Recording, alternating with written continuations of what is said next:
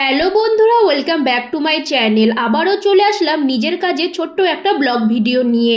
এক কাকি দিয়ে গেছিল এক শাড়ি, যেটা মিশো থেকে অর্ডার করেছিল। তো শাড়িটার এখানে ব্লাউজ পিস কেটে নিয়ে শাড়িটার ফলস পিকু আর ব্লাউজ সব কিছুই আমাকে করে দিতে হবে। যেহেতু হাতের কাজ শিখেছি, তাই ছোট্ট করে কিন্তু আবারও নিজের হাতের কাজ শুরু করেছি আর নিজের একটা ছোট্ট করে ব্যবসা চালু করার কথা ভাবছি। এখন হয়তো তোমরা ভাবছো কি আবার ব্যবসা করার কথা ভাবছে। আসলে আমার কিন্তু আগাগোড়া থেকে বাইরে গিয়ে চাকরি করা বা বাইরে কোনো কারো কাজ করার কোনো ইচ্ছে নেই, কারণ ওইসব আমার দ্বারা আর হবে না।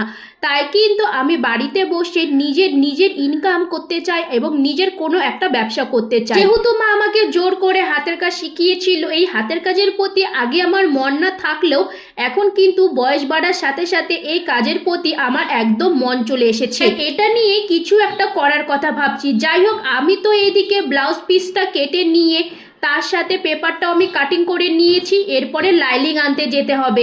আর এদিকে মা কিন্তু দুপুরে গরম গরম বেগুনি ভেজে দিচ্ছিল।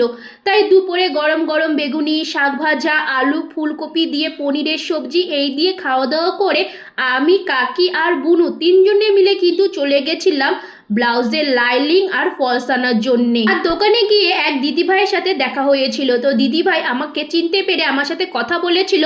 তো দিদিভাইকে জানাই অনেক অনেক ধন্যবাদ। এভাবে এসে আমার সাথে কথা বললে আমারও খুবই ভালো লাগে। তো এখানে আমি শাড়ির জন্য কিছু ফলস নিয়ে এসেছি, সাথে নিয়ে এসেছি লাইনিং, আর নিয়ে এসেছি কিছু সুতো। আর মায়ের জন্য এখানে ক্রিম নিয়ে এসেছি, আর আমার জন্য নিয়ে এসেছি কেশ কিং, কারণ চুলের অবস্থা দিন দিন তো খুবই খারাপ হয়ে যাচ্ছে। তো যাই হোক, আমি কিন্তু এখানে ব্লাউজ পিসটা লাইনিংটা একদম কাটিং করে নিয়েছি, সাথে কিন্তু এখানে শাড়িগুলোর আমি ফলসও লাগিয়ে নিয়েছি। তো দেখতেই পাচ্ছ। তো আজকের ভিডিওটি এতটুকুই। ভালো লাগলে অবশ্যই কিন্তু আমার পাশে থেকো।